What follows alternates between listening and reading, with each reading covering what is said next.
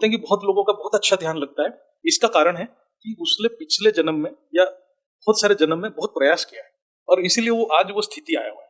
इसका मतलब क्या हमें बार बार जन्म लेना पड़ेगा, इतना अभ्यास करना पड़ेगा? बोले कि नहीं, बोले कि कोई आत्मा एक जन्म में भी, तो योग सूत्र में है, कोई आत्मा एक जन्म में भी वो मोक्ष प्राप्ति कर सकता है। उसके लिए कुछ गुण बताया गया है कि उसका श्रद्धा बहुत पूर्ण होना चाहिए, मतलब जो इष्ट है, जो गुरु है, जिसको भी वो श्रद्धा करे, श्रद्धा परफेक्ट होना चाहिए। देवी देवता पे करने से कुछ नहीं होगा। वो कभी देवी देवता की यहाँ पर जब श्रद्धा की बात हो रहा है, क्योंकि हम आत्मस्वरूप की बात कर रहे हैं, तो श्रद्धा मतलब सिर्फ परम पिता परमात्मा से होना चाहिए। फिर उसके बाद है वीर्य। वीर्य मतलब बहुत उत्साह होना चाहिए। ऐसा नहीं कि चलो मेरा योग नहीं लग रहा, नहीं, फेल हो रहा है फिर लगेगा, है ना। फिर उसका ईश्वर के ऊपर बहुत विश्वास होना चाहिए। निरंतर प्रयास करने से एक जन्म भी सफिशिएंट। योग में जो विघ्न आते हैं, अर्थात जो व्यर्थ संकल्प, मन में निराशा, बेचैनी, तो कैसे हटाए? बोले कि एक बाधा क्या है, एक तो शरीर का बीमारी भी बाधा है। बोलते कि पहले कभी कभी शरीर में कभी कुछ कमियां रहता है, तो वो साधक शरीर के प्रति ज्यादा ध्यान देने लगता है, तो कॉन्शियस होता है और उसको कभी कभी बैठने नहीं देता है। वो भी एक बाधा में गिना जाता है। दूसरा बाधा उसको बोला गया कि जो कभी मजा नहीं आता है, बोलते हैं कि क्या कुछ हो नहीं रहा है योग में।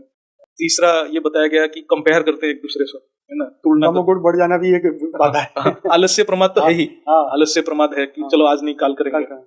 उसके बाद कंपैरिजन होता है, जो बोलता है कि अरे भाई इसको ऐसा हुआ, मुझे क्यों नहीं हुआ। ये भी एक डिप्रेशन स्टेज में लेके जाता है। और एक लास्ट में बताया कि जो क्या होता है कि उसको इच्छा है अनुभूति का, लेकिन मन एकाग्र नहीं हो रहा, बैठ नहीं पा रहा है। तो बोले कि ये सब चीज जब होगा वो मन अशांत रहता है। मन अशांत रहेगा तो बेचैनी बढ़ेगा, बेचैनी बढ़ेगा तो आपकी, क्योंकि आपको व्यर्थ संकल्प आने लगेगा। वहां पर एक शब्द है, एक तत्वों का अभ्यास करना। एक्चुअली क्या है कि दो ही चीज है, बोले कि एक तो अभ्यास, दूसरा है वैराग्य।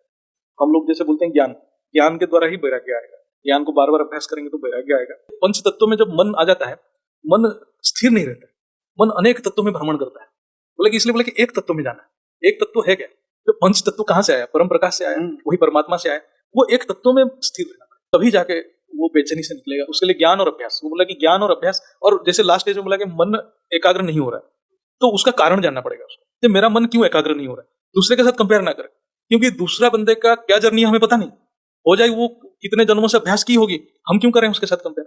और उसके साथ कंपेयर करके अपना दुर्गति कर रहा है, उससे अच्छा कि वो अपना कारण जाने। हो जाए कि उसका कर्म बंधन बहुत ज्यादा है, उसकी संस्कार बहुत दृढ़ है, तो उसका भी उपाय दिया गया है। क्रिया योग करना है, स्वाध्याय ज्यादा करना है, ज्यादा सुनना है ज्ञान को, ज्यादा अध्ययन करना है, ज्यादा तप करना है। तप मतलब जब द्वंद आता है तो अपने आप को शांत रखना है और ज्यादा परमात्मा की चिंतन करना है। ये जो परमात्मा चिंतन जो है, ईश्वर प्रणिधान जिसको बोला गया, कभी कभी हम जब निराश होते हैं, परमात्मा का जब चिंतन करते हैं, योग सूत्र बताता है कि परमात्मा चिंतन करने से आत्मा में शक्ति आ जाती है। तो ये जो हमारे मन की कमियां थोड़ा मतलब मेकअप कर लेता है, तो हमारा उत्साह बना रहता है।